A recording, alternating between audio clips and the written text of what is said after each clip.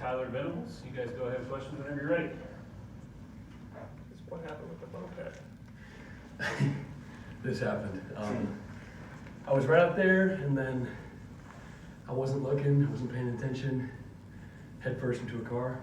So that was pretty wild. It definitely spiced my life up. So it was pretty interesting. And then yesterday I just slammed my head in my car door. I don't know what I was doing.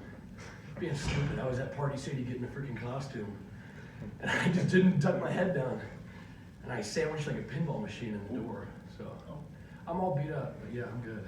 What was the costume? It was a Starbucks employee. Yeah.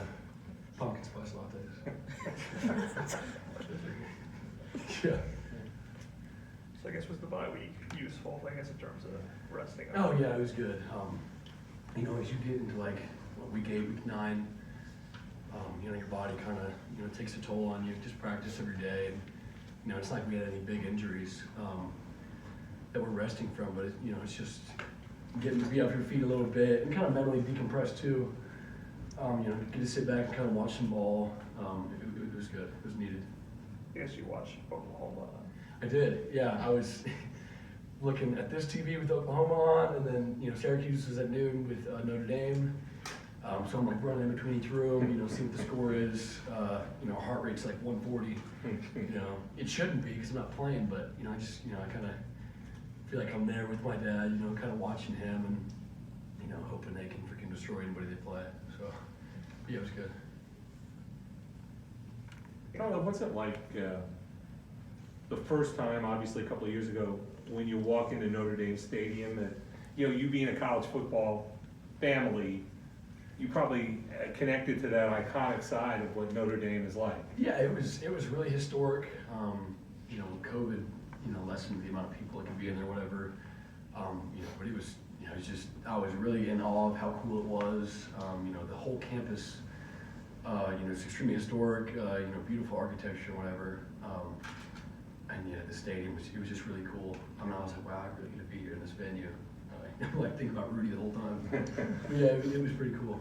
Do you let that go for this trip up there? Obviously, you've been there before. You played them a couple of times in 2020, so you know what it's like facing them, I guess. Yeah, you know, you don't really try to ever let the moment get too big, and you know, of course, you can go in and appreciate it, but at the same time, don't let it overwhelm you.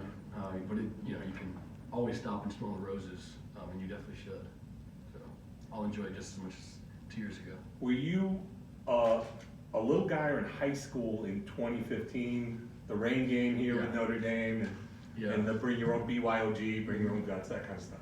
That was really cool. And then, you know, just kind of watching that and how electric our atmosphere was and how close of a game it was.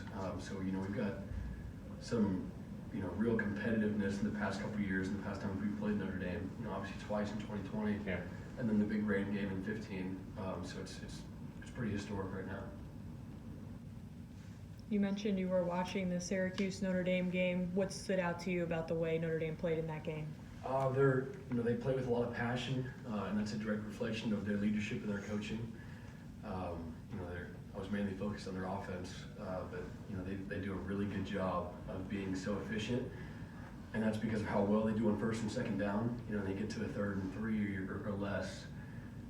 You know, and as a defensive player, that's like, I wish you would just, you know, get to a 3rd and 11, you know, and do something stupid and shoot yourself in the foot. But they don't do that, and they're, you know, that's why they're so consistent. It's because their first and second down production, you know, and then you know you watch, you know, their tight end play, and it's, you know, 87's unreal and probably the best, you know, tight end we're going to see all year.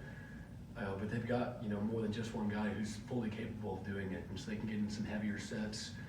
And then they've got 3 running backs who are big dudes and not afraid of contact and willing to punish defensive guys. You know, so they take a lot of pride in their run game. You know, another you know, credit to why they're so good on first and second is because they're willing to nickel and dime you through that run game. You know, and then quarterback's done a really good job of just kind of managing the flow of their offense and executing. And their offensive line, you know, just some big guys and can move people out of the way, and then climb to the second level as well. So, you know, we've definitely got our hands full in the tall task. Tyler, going from the summer to now, where do you feel like you've grown the most within your game? Good question. Probably just my confidence. I think in myself, and you know, I've always really, you know, kind of known what to do and stuff, but you know, just really believing it, you know, getting lined up and kind of trusting it, and you know, just kind of letting the game get really slow for me, and you know, just trusting my eyes and trusting what I'm seeing, and just not really trying to do too much. Obviously, Brian Brzee is a roommate of yours, and how have you seen him navigate, you know, the last however many months? Yeah, it's been tough.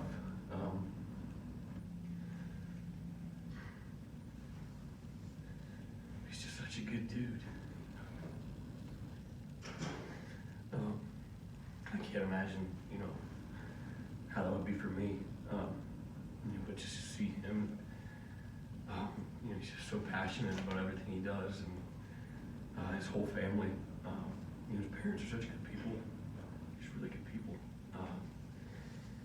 And you know, it's been hard. You know, but he just kind of kept going, and he's just such a good dude. So.